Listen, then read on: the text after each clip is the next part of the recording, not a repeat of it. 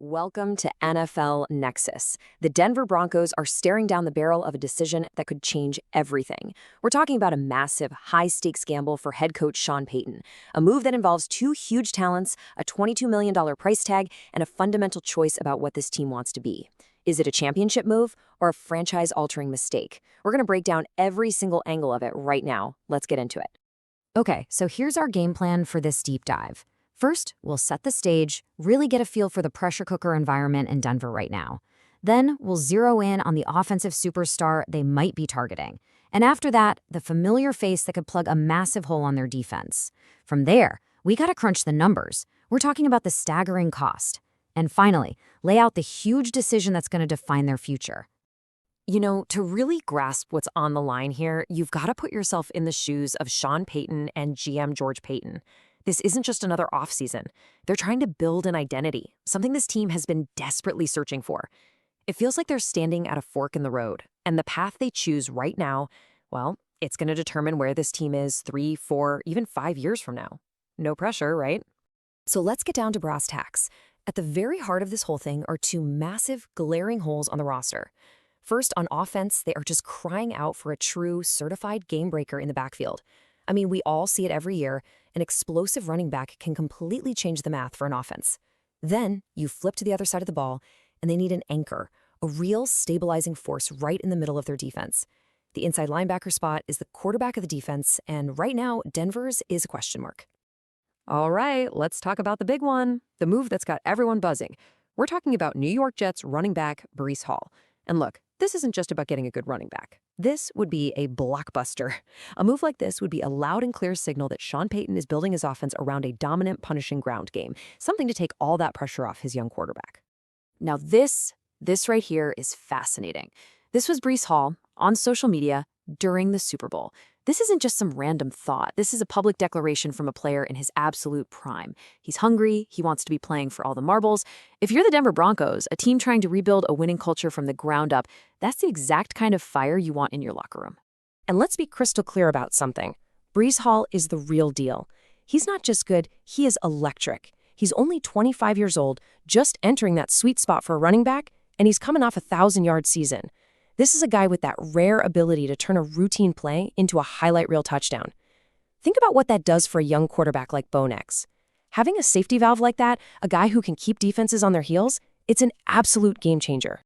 So the big question is, right? Why on earth would the New York Jets even think about letting a cornerstone player like this go? Well, the simple answer is they won't.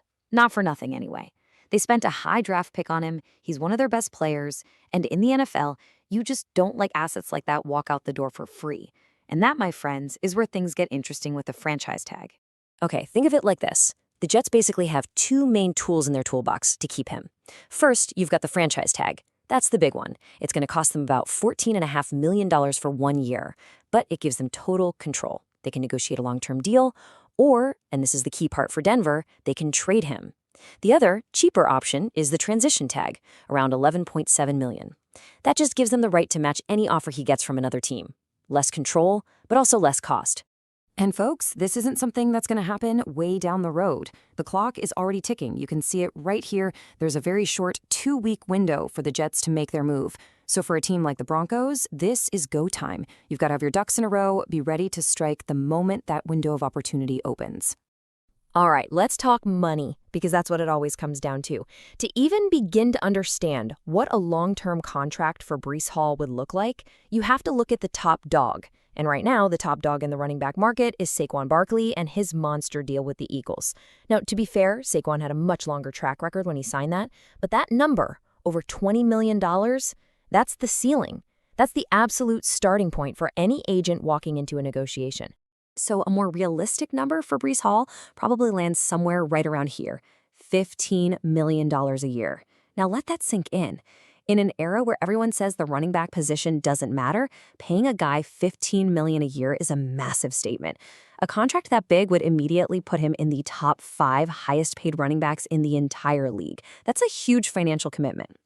Okay, so this is where things get really, really painful for the team trying to make the trade. If the Jets use that franchise tag, The only way to get Hall is through what's called a tag and trade, and it's a double whammy. It means first, you have to pay Breece Hall that massive $15 million a year contract. And then on top of that, you have to send a package of valuable draft picks to the Jets just for the privilege. We're talking about gutting your draft. It is a huge, huge price to pay. And hey, if you're finding this kind of detailed breakdown valuable, do me a favor and hit that subscribe button for more deep dives right here on NFL Nexus. All right, so that's the offensive firepower. But what about the other side of the ball? Let's switch gears and look at how a very familiar face could be the perfect answer to one of Denver's biggest headaches. This move is all about connections, about familiarity, and honestly, the more you look at it, the more sense it makes. You know, right now, the middle of the Broncos defense feels like a train station during rush hour. Players are coming and going. Their main starter is a free agent. Their key backup is a free agent. They have almost no long-term stability at the position. It is a gaping hole, and it's one they absolutely have to fix if they want their defense to take the next step. So, how do you fix that? Well, a really interesting name has been floated by Fox Sports, Kaden Elliss.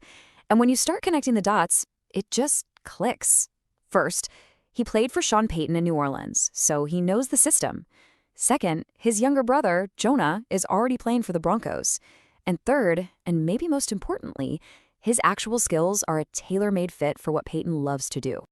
And this is why Sean Payton would be salivating over a guy like Elliss. Just look at this chart. Kaden Elliss isn't just a traditional linebacker who fills gaps. No. He is a heat-seeking missile aimed at the opposing quarterback. His pass rush grade is in the stratosphere compared to the average linebacker. For a creative, aggressive coach like Payton, a weapon like that is pure gold. You gotta love this story from Payton himself. This isn't just generic coach speak. This tells you just how deep the connection is. He knows the family, he respects their football IQ, and there's a real relationship there. That kind of trust and familiarity, that shared history, you just can't put a price tag on that when you're trying to build a team in your image. So just imagine this for a second. Bringing Kaden to Denver would create this incredible dynamic. You'd have two brothers who've been playing this game their whole lives, coming at the quarterback from different spots on the field. That chemistry is just built in. If you're an opposing offensive coordinator trying to game plan for that, well, good luck. That's a potential nightmare. Okay, so it all sounds pretty great, right? A star running back to juice up the offense, a stud linebacker to anchor the defense. But now we have to talk about the price tag. And this is where the fantasy of the perfect offseason runs headfirst into a brick wall called the NFL salary cap. Let's just break down the raw numbers. Breece Hall is likely going to cost you about $15 million a year. Kaden Elliss, probably around $7 million a year. You add that up, and boom, $22 million for two guys. That's not just a drop in the bucket. That's a huge splash that sends ripples across your entire roster and completely changes how you can build the rest of your team. And that's the real question, isn't it? It's the domino effect. This isn't a decision you make in a vacuum. You push this one huge domino over, spending big on Hall and Elliss and trading picks. And what other dominoes start to fall? How do you afford to re-sign your own guys? What about your offensive line, your secondary? All of a sudden, you have to start making some really tough choices. And this all brings us to the final monumental decision facing Sean Payton and the Broncos front office. It's a choice that is going to set the direction of this franchise for years to come. It's that classic fork in the road. Do you go all in for today, or do you play the long game for tomorrow? So it really all boils down to this classic NFL team-building dilemma. Do you take the massive swing for the immediate, undeniable impact that these two stars would bring? Or do you take the more patient route, protecting your salary cap and your precious draft picks to build more slowly and sustainably? There's no easy answer here. What do you think they should do? Drop your thoughts in the comments below. And if you're enjoying this breakdown, make sure to subscribe to NFL Nexus and give this explainer a like. And hey, if you're looking for a fun way to support what we do, check out our football-themed coloring books for fans of all ages. The link is right there in the description for you.